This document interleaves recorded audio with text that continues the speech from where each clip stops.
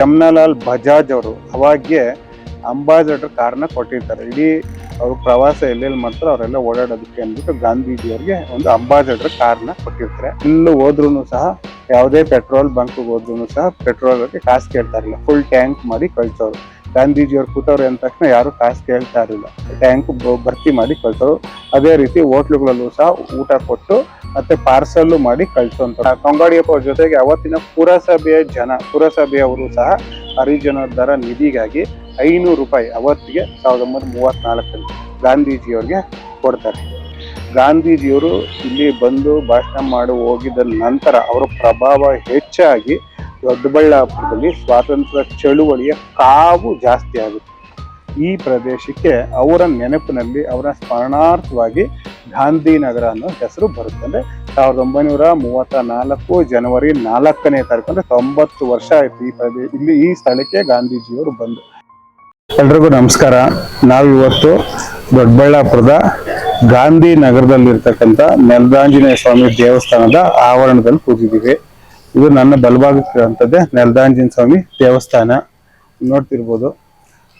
ನಾನು ಇವತ್ತೇನು ಕೂತಿದ್ದೀನಿ, ಗಾಂಧಿನಗರ ಒಂದು ಕಾಲಕ್ಕೆ ಅಂದ್ರೆ ಇತಿಹಾಸ ಕಾಲಕ್ಕೆ ದೊಡ್ಡಬಳ್ಳಾಪುರದ ಪಾಳ್ಯಗಾರ ಮತ್ತು ಅದರ ನಂತರದ ಕಾಲಕ್ಕೆ ಇದು ಕೋಟೆಯ ಆವರಣ ಆಗಿತ್ತು. ಅಂದ್ರೆ ಕೋಟೆಯ ಒಳಭಾಗದ ಪ್ರದೇಶ ಆಗಿತ್ತು.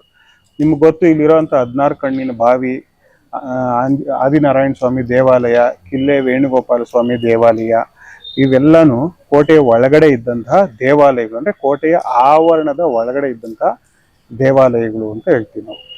ಈ ಪ್ರದೇಶಕ್ಕೆ ಗಾಂಧಿನಗರ ಅನ್ನೋ ಹೆಸರು ಏಕೆ ಬಂತು ಅನ್ನೋದು ಇವತ್ತಿನ ಒಂದು ವಿಚಾರ.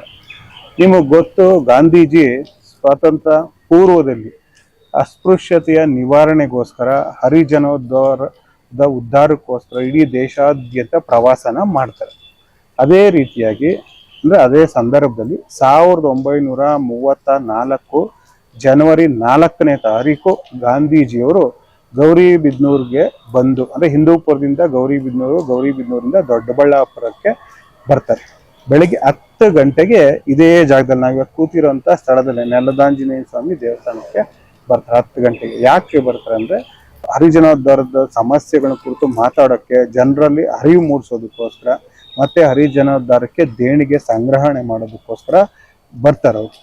ಆ ಸಮಯದಲ್ಲಿ ಅಂದ್ರೆ ಗಾಂಧೀಜಿಯವರು ದೊಡ್ಡಬಳ್ಳಾಪುರಕ್ಕೆ ಬಂದಂತಹ ಸಮಯದಲ್ಲಿ ಮೀರಾ ಬೇನ್ ಇರ್ತಾರೆ, ಪಾಮಿಡಿ ಸುಬ್ರಾಮ ಶೆಟ್ರು ಇರ್ತಾರೆ, ವಿ ವೆಂಕಟಪ್ಪನವ್ರು ಇರ್ತಾರೆ ಅವ್ರ ಜೊತೆ ಗಾಂಧೀಜಿಯವರು.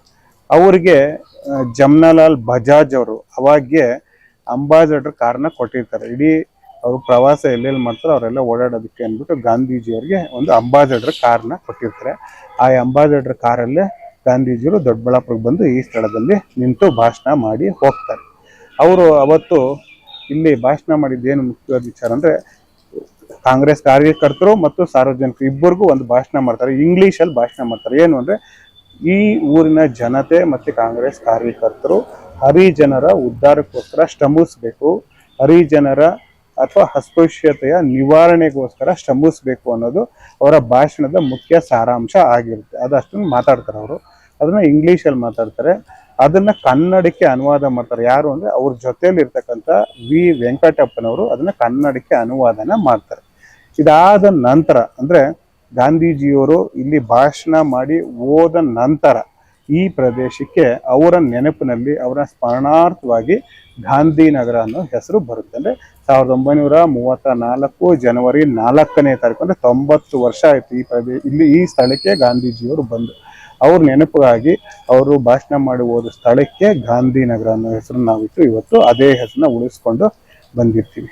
ಇದು ಗಾಂಧಿನಗರದ ಹಿನ್ನೆಲೆ ಏನು ಅಂತ ನಿಮಗೆ ಗೊತ್ತಿರ್ಬೇಕು. ಚರಿತ್ರೆ ಓದಿರೋರಿಗೆಲ್ಲ ಗೊತ್ತಿರುತ್ತೆ. ಗಾಂಧೀಜಿಯವರು ಅವತ್ತು ಇಡೀ ಅಂಬಾಸಡರ್ ಕಾರಲ್ಲಿ ಇಡೀ ದೇಶಾದ್ಯಂತ ಸಂಚಾರ ಮಾಡ್ತಿರ್ತಾರೆ. ಅವರು ಎಲ್ಲೂ ಹೋದ್ರೂ ಸಹ ಯಾವುದೇ ಪೆಟ್ರೋಲ್ ಬಂಕ್ ಹೋದ್ರೂ ಸಹ ಪೆಟ್ರೋಲ್ ಕಾಸು ಕೇಳ್ತಾ ಇರಲಿಲ್ಲ, ಫುಲ್ ಟ್ಯಾಂಕ್ ಮಾಡಿ ಕಳ್ಸೋರು. ಗಾಂಧೀಜಿಯವ್ರು ಕೂತವ್ರೆ ಅಂದ ತಕ್ಷಣ ಯಾರು ಕಾಸು ಕೇಳ್ತಾ ಇರಲಿಲ್ಲ, ಪೂರ್ತಿ ಪೆಟ್ರೋಲ್ ಫುಲ್ ಟ್ಯಾಂಕ್ ಭರ್ತಿ ಮಾಡಿ ಕಳ್ಸೋರು. ಅದೇ ರೀತಿ ಹೋಟ್ಲುಗಳಲ್ಲೂ ಸಹ ಊಟ ಕೊಟ್ಟು ಮತ್ತೆ ಪಾರ್ಸಲ್ ಮಾಡಿ ಕಳ್ಸೋಂಥವ್ರು. ಮುಂದಿನ ಸ್ಥಳದಲ್ಲಿ ಹೋಟ್ಲು ಸಿಗುತ್ತೋ ಇಲ್ಲ ದಾರಿಯಲ್ಲಿ ಎಲ್ಲಾದ್ರೂ ಅಂದ್ಬಿಟ್ಟು ಪಾರ್ಸಲ್ ಮಾಡಿ ಕಳ್ಸೋಂಥವ್ರು. ಅದೇ ರೀತಿ ಅವತ್ತು ಇಲ್ಲಿ ಬಂದಾಗೂ ಸಹ ಇಲ್ಲಿದ್ದಂತಹ ಪೆಟ್ರೋಲ್ ಬಂಕಲ್ಲೂ ಸಹ ಪೆಟ್ರೋಲ್ ತುಂಬಿಸಿ ಅವ್ರಿಗೆ ಇಲ್ಲಿಂದ ತುಮಕೂರಿಗೆ ಪ್ರಯಾಣ ಮಾಡ್ತಾರೆ ಗಾಂಧೀಜಿಯವರು. ಅದು ಆಮೇಲೆ ಇನ್ನೊಂದು ಬಹಳ ಮುಖ್ಯವಾದಂತಹ ಒಂದು ವಿಚಾರ ಏನಪ್ಪಾ ಅಂದ್ರೆ, ಗಾಂಧೀಜಿಯವರು ದೊಡ್ಡಬಳ್ಳಾಪುರಕ್ಕೆ ಬಂದಾಗ ಆಗಿದ್ದು ಅಂದ್ರೆ, ಅವ್ರು ಇಲ್ಲಿಗೆ ಬಂದಾಗ ರುಮಾಲೆ ಚೆನ್ನಬಸವಯ್ಯ ಅವರು, ಟಿ ಸಿದ್ಲಿಂಗಯ್ಯ ಅವರು, ಆಮೇಲೆ ಬೇರೆ ಬೇರೆ ಎಲ್ಲ ಅವತ್ತಿನ ರಾಜಕೀಯ ನಾಯಕರು ಯಾರ್ಯಾರಿದ್ರು, ಸ್ವಾತಂತ್ರ್ಯ ಹೋರಾಟಗಾರರೆಲ್ಲ ಬಂದು ಗಾಂಧೀಜಿನ ಭೇಟಿ ಮಾಡಿ ಅವರ ಆಶೀರ್ವಾದನ ಪಡ್ಕೊಂಡು ಹೋಗ್ತಾರೆ. ಮತ್ತೆ ಇಲ್ಲಿನ ಸ್ವಾತಂತ್ರ್ಯ ಚಳುವಳಿಯ ಕಾವಿನ ಬಗ್ಗೆ ಅವ್ರ ಜೊತೆ ಪ್ರಸ್ತಾಪನ ಮಾಡ್ತಾರೆ.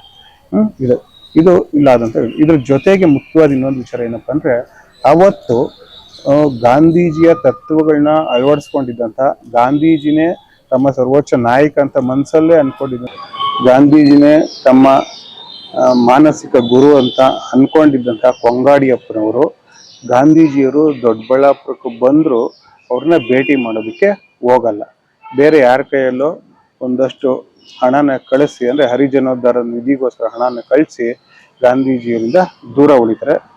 ಇದು ಬಹಳ ಮುಖ್ಯವಾದಂತ ವಿಚಾರ. ಇದಕ್ಕೆ ಮುಖ್ಯವಾದ ಕಾರಣ ಸಹ ಇದೆ, ಅದು ನಾನು ಮುಂದಿನ ವಿಡಿಯೋದಲ್ಲಿ ಪ್ರಸ್ತಾಪ ಮಾಡ್ತೀನಿ ಯಾವಾಗ ಇರಲಿ. ಕೊಂಗಾಡಿಯಪ್ಪ ಅವ್ರ ಜೊತೆಗೆ ಅವತ್ತಿನ ಪುರಸಭೆಯವರು ಸಹ ಹರಿಜನೋದ್ಧಾರ ನಿಧಿಗಾಗಿ 500 ರೂಪಾಯಿ ಅವತ್ತಿಗೆ 1934 ಗಾಂಧೀಜಿಯವ್ರಿಗೆ ಕೊಡ್ತಾರೆ. ಇದಾದ ನಂತರ ಊರಿನ ಎಲ್ಲಾ ಜನರು ಗಾಂಧೀಜಿಯವ್ರಿಗೆ ಸನ್ಮಾನ ಮಾಡ್ತಾರೆ. ಸನ್ಮಾನ ಮಾಡಿ ಅವರ ಆಶೀರ್ವಾದನ ಪಡ್ಕೊಂತಾರೆ. ಅವತ್ತು ಸ್ವಾತಂತ್ರ್ಯ ಚಳುವಳಿಯ ಮುನ್ನೆಲೆಯಲ್ಲಿದ್ದಂತಹ ರುಮಾಲೆ ಚೆನ್ನಬಸವಯ್ಯ ಆಗಿರ್ಬೋದು, ಟಿ ಸಿದ್ಲಿಂಗಯ್ಯ ಆಗಿರ್ಬೋದು, ರುಮಾಲೆ ಭದ್ರಣ್ಣ ಆಗಿರ್ಬೋದು, ನಂಜುಂಡಯ್ಯ ಆಗಿರ್ಬೋದು, ಮುಗ್ವಾಳಪ್ಪ ಆಗಿರ್ಬೋದು, ಇವರೆಲ್ಲ ಸುಮಾರು ಜನ ಅವತ್ತಿನ ಏನು ಸ್ವಾತಂತ್ರ್ಯ ಹೋರಾಟಗಾರರು ದೊಡ್ಡಬಳ್ಳಾಪುರದಲ್ಲಿ ಮುಂಚೂಣಿಯಲ್ಲಿದ್ರು, ಅವರೆಲ್ಲ ಬಂದು ಗಾಂಧೀಜಿಯವರ ಆಶೀರ್ವಾದನ ಪಡ್ಕೊಂತಾರೆ. ಗಾಂಧೀಜಿಯವರು ಇಲ್ಲಿ ಬಂದು ಭಾಷಣ ಮಾಡಿ ಹೋಗಿದ ನಂತರ ಅವರ ಪ್ರಭಾವ ಹೆಚ್ಚಾಗಿ ದೊಡ್ಡಬಳ್ಳಾಪುರದಲ್ಲಿ ಸ್ವಾತಂತ್ರ್ಯ ಚಳುವಳಿಯ ಕಾವು ಜಾಸ್ತಿ ಆಗುತ್ತೆ. ಅಂದ್ರೆ ಇದು ಏನ್ ತೋರಿಸುತ್ತೆ ಅಂದ್ರೆ, ಗಾಂಧೀಜಿಯವರು ಎಷ್ಟರ ಮಟ್ಟಿಗೆ ರಾಷ್ಟ್ರದ ಮೇಲೆ, ರಾಷ್ಟ್ರದ ಜನನಾಯಕರ ಮೇಲೆ ಪ್ರಭಾವ ಬೀರಿತು ಅನ್ನೋದು ನಮ್ಗೆ ಇದರಿಂದ ಸ್ಪಷ್ಟವಾಗಿ ಗೊತ್ತಾಗುತ್ತೆ. ಒಟ್ಟಾರೆ 1934ರಲ್ಲಿ ಗಾಂಧೀಜಿಯವರು ಇದೇ ಸ್ಥಳದಲ್ಲಿ ಬಂದು ನಿಂತು ಭಾಷಣ ಮಾಡಿ ಹೋಗಿದಾದ್ಮೇಲೆ ಅವ್ರ ನೆನಪಿಗೋಸ್ಕರ ಈ ಸ್ಥಳಕ್ಕೆ ಗಾಂಧಿನಗರ ಅನ್ನೋ ಹೆಸರನ್ನ ಇಟ್ಟಿದ್ದು ಒಂದು ಇತಿಹಾಸ.